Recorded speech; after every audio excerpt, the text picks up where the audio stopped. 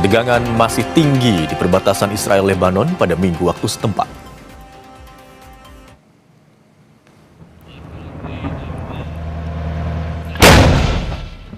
Dalam beberapa hari terakhir, serangan Israel ke Lebanon makin intensif.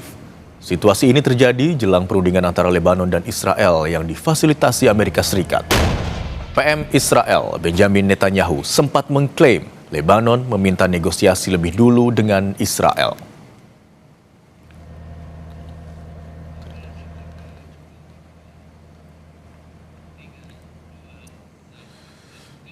Menteri Luar Negeri Italia Antonio Tajani mengunjungi Beirut, Lebanon, menyampaikan dukungan negaranya kepada rakyat Lebanon.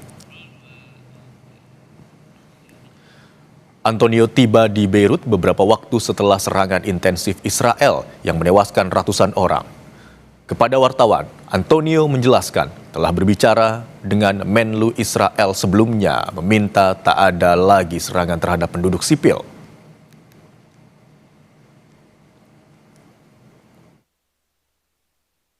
Come ho detto anche stamane al ministro degli esteri israeliano Saar, chiediamo che non ci siano più attacchi contro la popolazione civile libanese, che sia garantita appunto la loro sicurezza e incolumità, come chiediamo che sia garantita la sicurezza e l'incolumità dei militari italiani che fanno parte del contingente UNIFIL.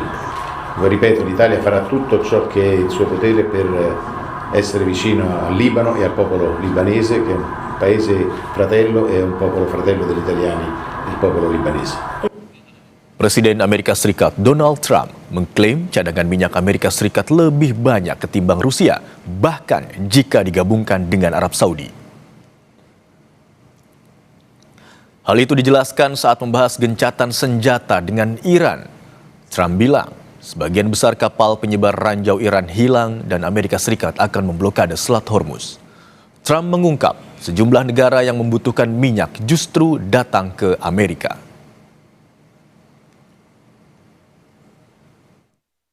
But there are many boats heading toward our country to fill up with oil and then go and take it. So they're not going to go through the Hormuz Strait. And ultimately that'll be corrected. But in the meantime, they're using us. We have more oil because of drill baby drill. We have more oil than Russia and Saudi Arabia put together. Lebih jauh terkait dengan gagalnya perundingan damai antara kedua negara Iran dan Amerika Serikat, kita akan membahasnya dengan peneliti senior Indo-Pacific Strategic Intelligence atau ISI, Fauzia Cempaka. Assalamualaikum, selamat siang Ibu Fauzia. Selamat siang Mas Imron. Bu, pertemuan Israel dengan Amerika Serikat yang diinisiasi Amerika Serikat sebelumnya, Anda membacanya, apakah ini resolusi perang atau sebenarnya politik adu domba yang sedang dimainkan oleh Amerika Serikat? Kita lihat bahwa memang ini adalah konsekuensi dari buntunya negosiasi yang terjadi di Islamabad gitu ya, melalui Islamabad Talk beberapa hari yang lalu, karena memang kita lihat bagaimana stance dari Iran adalah memang untuk melibatkan Lebanon dalam konteks ini. Dan kita juga dengar dalam berita barusan bahwa tanggal 14 April ini direncanakan terjadi negosiasi awal antara Lebanon dan Israel, dan ini sebenarnya saya melihat ini sebagai resolusi yang cukup peluang resolusi yang bisa membawa pada deeskalasi lebih lanjut jika memang talk atau pembicaraan selanjutnya antara yang diinisiasi oleh Amerika Serikat ini memang adalah untuk menyelamatkan negosiasi yang lebih lanjut dengan Iran, karena kita ketahui juga bahwa tanggal 22 April ini deadline atau ceasefire yang dijanjikan antara Iran dan Amerika Serikat ini akan berakhir, Mas Imron. Nah, ini juga menjadi salah satu step resolusi yang tentu saja kemarin menjadi salah satu poin yang menggagalkan atau membuntukan negosiasi antara Amerika Serikat dan Iran di Islamabad. Tapi sejumlah pihak juga membacanya dan berbeda, Bu. Perundingan dan juga gencatan senjata yang sebelumnya dilakukan oleh Amerika Serikat begitu ya. Ada juga yang mengatakan atau membacanya bahwa ini sebenarnya Amerika Serikat tidak sebenarnya serius, tapi sedang mempersiapkan serangan selanjutnya untuk Iran. Anda pendapatnya seperti apa? Dari situ saya sebenarnya melihat sebenarnya ini adalah strategi klasik ketika melakukan diplomasi atau negosiasi oleh Amerika Serikat, Mas, yaitu menggabungkan antara talk dengan fight. Dalam hal ini adalah otot begitu ya, otot dengan negosiasi begitu, diplomasi. Nah, dalam konteks diplomasi kita lihat bagaimana kemarin JD Vance dengan juga Kushner dan juga Witkoff begitu ya. Namun di sisi lain kita juga melihat dalam sisi militer begitu ya, kita lihat bagaimana lebih dari 70 awak pesawat dan juga awaknya begitu bergeser dari Eropa ke Middle East. Nah, ini selain juga memang juga ada pergerakan dari selatan begitu ya ke arah Middle East. Nah, memang kalau kita lihat ini sebenarnya sangat klasik dalam berbagai negosiasi yang dilakukan oleh Amerika Serikat dengan sebelumnya di dalam konteks Afghanistan maupun dalam konteks lainnya di periode-periode sebelumnya ketika melakukan negosiasi. Amerika Serikat memang jarang hanya melakukan diplomasi saja, Mas, tapi juga menggunakan elemen otot. Dalam konteks ini adalah arm begitu ya,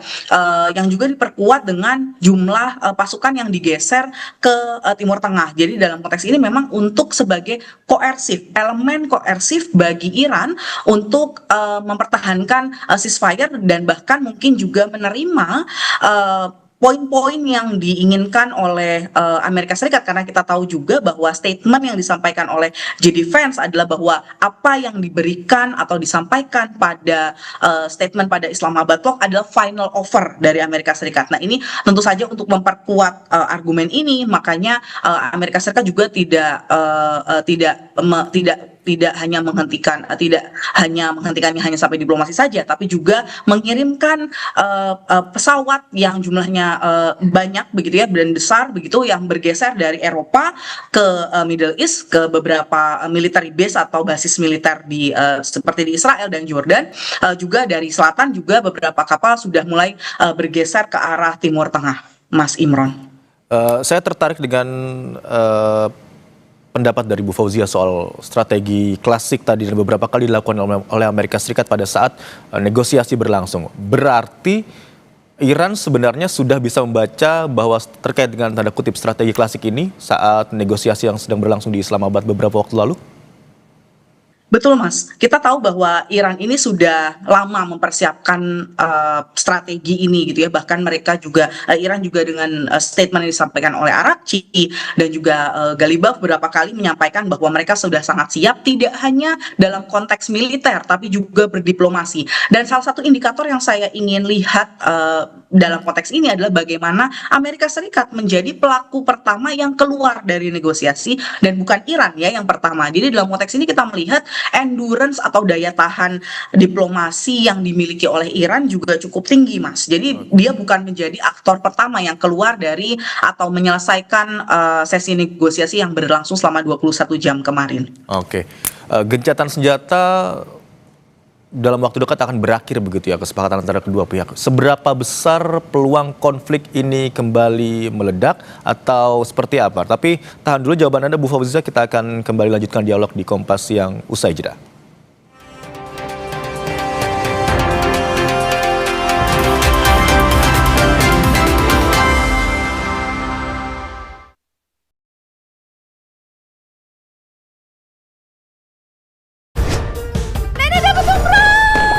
Kejutan tutup botol Ramadan Aku Pipa dimulai. Hadiah spesial hanya selama Ramadan. Ada produk elektronik, uang, temukan hadiahnya di semua ukuran Aku Pipa selama Ramadan dari Wingsfood. Gurihnya creamy latte, kalau belum coba, pasti nggak nyangka. Terbuat dari kopi grade Brazil dan susu New Zealand, bikin kopinya gurih. Iya, gurih. Penasaran kan? Coba deh, pasti nggak nyangka. Creamy latte, kopi latte, gurih. Baru seri gandum peanut butter. Wah, kacang! Iya, selai kacangnya asli. Tebel, selembut butter. Manis, asin, gurih. Selai kacangnya asli. Tebel lagi. Baru seri gandum peanut butter. Nenek dapat umroh! Kejutan tutup botol Ramadan Aku Pipa dimulai. Hadiah spesial hanya selama Ramadan. Ada produk elektronik, uang, temukan hadiahnya di semua ukuran Aku Pipa selama Ramadan dari Wingsfood. Nuvo Family Body Wash ada kemasan 10.000. 200 mili cuma 10.000. 50% lebih hemat. Perlindungan 24/7. Yuk borok, nanti kehabisan. Mah, masih ada satu nih. Wingscare. Jangan ada batuk di antara kita. Batuk berdahak, Siladex ME. Batuk pilek, Siladex Cough and Cold. Batuk tidak berdahak, Siladex Antitusif atau Siladex DMP. Siladex, aktif redakan batuk. Produksi Konimex. 1, 2, 3, 4. 4 fresh aroma for you. Fresh Care Smash dengan 4 pilihan aroma. Double inhaler, bisa ngerok, ngerol, sampai pijit. 4 in 1, Fresh Care Smash. Fresh gayanya, fresh aromanya. Produktif di pagi hari, hasilnya pasti lebih berkualitas. Seperti lebah madu TJ, mencari sumber madu yang baik, dipanen di kematangan yang tepat, bantu jaga sehatmu. Madu TJ, kebaikan dari alam. Nuvo Family Body Wash ada kemasan 10.000. 200 ml cuma 10.000. 50% lebih hemat. Perlindungan 24/7. Yuk borok, nanti kehabisan. Mah, masih ada satu nih. Wingscare. Tiap orang punya semangatnya masing-masing untuk memberikan yang terbaik. Terima kasih untuk kamu yang tidak bercerita, tapi selalu semangat 100%. Kopi Kapal Api. Jelas lebih enak. Lagi sariawan bibir pecah-pecah. Yuk ke apotek bentar. Saya mau cari obat panas dalam. Daripada obat, mending minum madu. Madu TJ panas dalam. Kombinasi madu plus 3 herbal. Nyaman banget di tenggorokan. Madu TJ panas dalam. Alergi jontor nih. Aku biduran, obatnya yang depannya Indal CTN. Bisa dibeli tanpa resep dokter. Indal CTN, komposisi anti alerginya Redakan alergi. Indal CTN.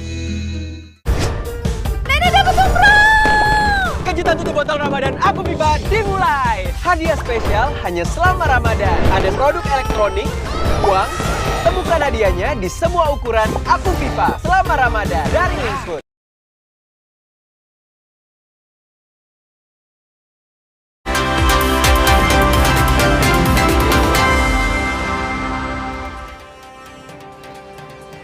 Saudara, kita akan kembali lanjutkan perbincangan bersama Fauzia Cempaka, peneliti senior Indo-Pacific Strategic Intelligence atau ISI. Saudara, kami akan lanjutkan kembali dialog bersama dengan Fauzia Cempaka, peneliti senior Indo-Pacific Strategic Intelligence atau ISI. Bu Fauzia, pertanyaan terakhir tadi yang saya sampaikan sebelum jeda. Jika gencatan senjata gagal diperpanjang, apakah akan berdampak pada perang yang semakin luas lagi atau seperti apa? Ya, tentu kalau kita lihat memang ini akan semakin meluas ketika ceasefire ini gagal. Karena apa? Pertama, tentu saja ancaman dari Donald Trump terkait dengan memblokade Selat Hormuz secara total, sehingga nantinya tentu saja kita lihat bagaimana sejak 28 Februari salah satu negara yang tentu tidak terdampak cadangan minyaknya begitu ya, atau pergerakan minyaknya adalah Tiongkok. Dan ketika Hormuz ini diancam atau benar-benar dilakukan blokade secara total oleh Amerika Serikat, maka tentu saja cadangan yang dimiliki Tiongkok atau penerimaan yang diterima oleh Tiongkok ini akan berkurang gitu ya Mas ya. Dan ini sudah ditanggapi juga oleh salah satu speaker atau salah satu perwakilan dari Kementerian Luar Negeri Tiongkok yang menanggapi statement dari Donald Trump yang menyatakan akan menutup total Selat Hormuz. Dan tentu kita lihat bagaimana aktivasi terhadap proksi-proksi atau resistance yang ada selama ini dekat dengan Iran tentu juga akan semakin kuat. Terutama kita lihat beberapa di Hezbollah, lalu setelah itu juga Houthi yang memiliki kontrol terhadap Bab el Mandeb. Nah, ini tentu akan juga kembali aktif begitu ya Mas ya.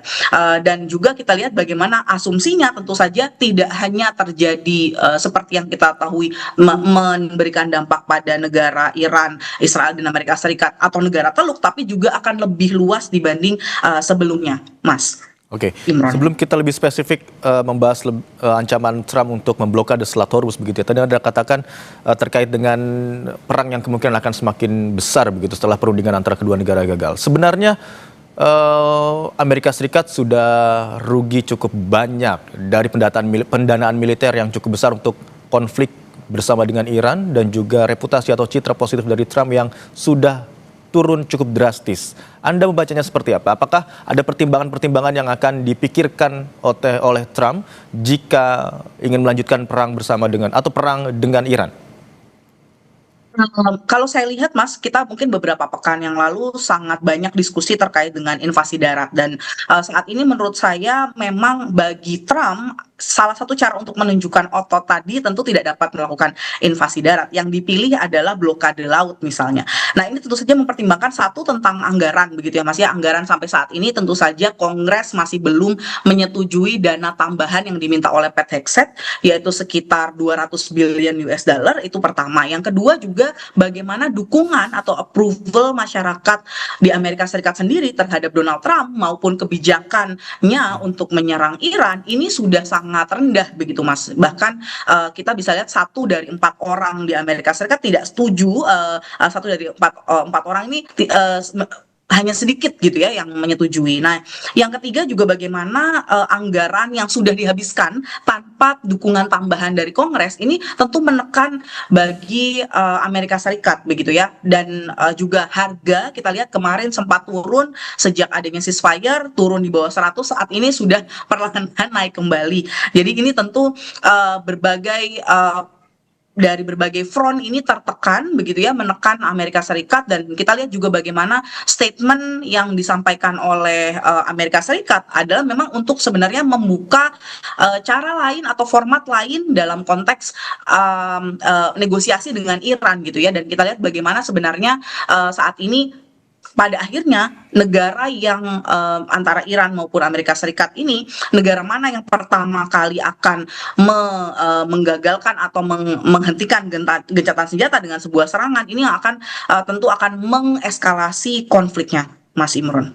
Baik, yang juga cukup mengejutkan bagi kita semua, bagi negara-negara termasuk dengan sekutu dari Amerika Serikat, terkait dengan ancaman dari Donald Trump yang akan memblokade Selat Hormuz. Sebenarnya strategi apa yang akan dilakukan oleh Trump dengan ancaman tersebut dari yang Anda baca, dan dari perspektif hukum internasional, bagaimana kita melihat tindakan militer yang terus berlangsung di tengah gencatan senjata ini?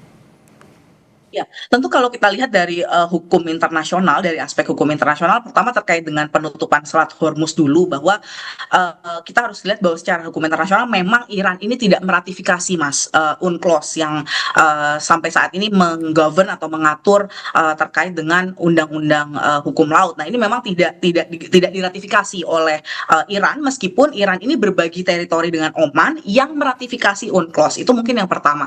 Namun kita lihat sepanjang dari 28 Februari hingga hari ini gitu ya, lebih dari hampir 40 hari lebih, itu kita lihat bagaimana sebenarnya ketiganya, baik dari Iran, Amerika Serikat maupun Israel, sebenarnya ketiganya telah melanggar hukum internasional. Misalnya bagaimana Amerika Serikat tentu saja sudah merusak infrastruktur sipil yang dari sifatnya jembatan begitu, dan juga sifat sekolah bahkan di hari pertama serangan begitu ya. Ini bentuk dari pelanggaran hukum internasional tentu. Yang kedua, Israel, bagaimana Israel juga bahkan dalam konteks sedang melakukan negosiasi gitu ya, gencatan senjata, masih juga melakukan serangan yang sangat luar biasa, tidak hanya di Iran tapi juga di Lebanon misalnya.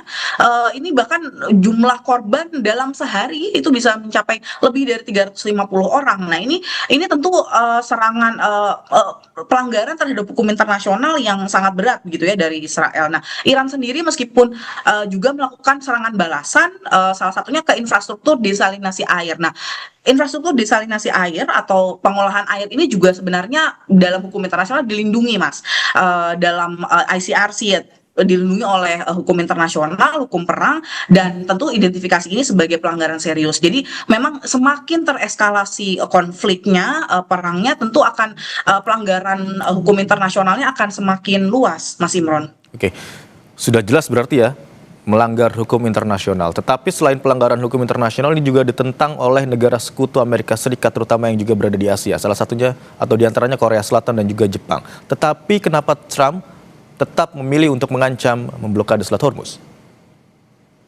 Ya, tentu kita lihat bahwa kenapa Jepang dan Korea Selatan beberapa waktu lalu gitu ya sempat diberikan akses juga oleh Iran begitu, karena dianggap Iran memiliki latar belakang sejarah yang cukup dekat dengan Jepang. Nah ini sebenarnya bentuk dari Trump sendiri melihatnya sebagai bentuk pengkhianatan begitu, meskipun berada dalam satu sekutu dan lain sebagainya. Dan tentu saja ketika kita melihat bagaimana posisi Iran dan saat ini Amerika Serikat yang ingin ingin membuka Selat Hormuz, tapi malah justru mengancam, Amerika Serikat mengancam untuk menutup Hormuz secara total, ini tentu melanggar bagian 3 dari UNCLOS gitu ya, yaitu tentang transit package yang passage maksud saya yang tidak diratifikasi tadi oleh Iran begitu. Jadi tentu saja ini melanggar hak navigasi internasional begitu. Namun yang kita lihat bagaimana analisis yang muncul atau statement yang muncul dari Trump adalah memang pendekatannya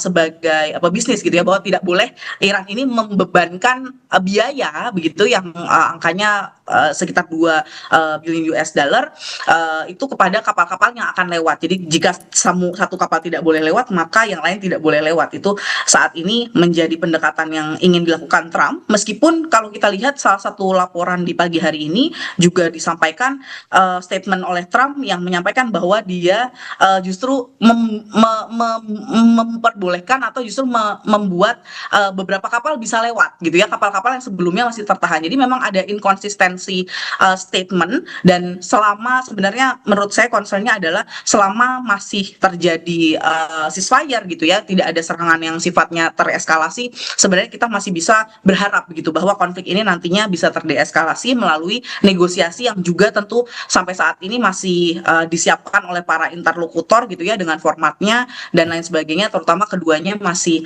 menerima untuk lebih lanjut bernegosiasi dalam format yang lain atau negara yang lain dengan juga perwakilan delegasi yang lain. Oke, artinya ini berarti ancaman dan juga kerugian tidak hanya menyasar kepada dua pihak atau dua negara yang berkonflik, tetapi juga menyasar dan juga negara-negara lain begitu ya, tidak hanya negara-negara yang berada di negara Teluk. Tetapi mengapa sepertinya peran PBB kurang terlihat dalam konflik ini? Iya, kita lihat sebenarnya sejak perang ini terjadi begitu ya, sudah ada beberapa resolusi yang berusaha untuk digolkan oleh terutama negara-negara Teluk, salah satunya diinisiasi oleh Bahrain melalui resolusi UNSC nomor 2803. Namun memang UNSC sendiri ini seperti yang kita tahu, Security Council, Dewan Keamanan ini memiliki proses sendiri yang seringkali mengalami kebuntuan struktural gitu ya, dan salah satu hal yang paling bisa mengilustrasi ini menurut saya adalah ketika resolusi tentang Hormuz yang sudah didiskusikan berkali-kali gitu ya, ini didukung oleh 11 negara anggota Dewan Keamanan, dan 2 menentang yaitu Tiongkok dan Rusia, serta 2 abstain gitu ya, yaitu Pakistan dan Kolombia. Nah, negara-negara lain yang berusaha untuk mendukung, misalnya negara-negara seperti Bahrain tadi saya sebutkan, dan negara Teluk lainnya Kuwait, Qatar dan lain sebagainya, ini mendukung resolusi terkait dengan Hormuz begitu. Yang tetapi memang kita juga tahu Pakistan tentu menjadi abstain karena dia juga menjadi negara interlokutor gitu ya, sehingga untuk mendapatkan trust atau kepercayaan dari kedua negara tentu perlu abstain tersebut, Mas Imron. Baik, tentu kita harapkan bersama konflik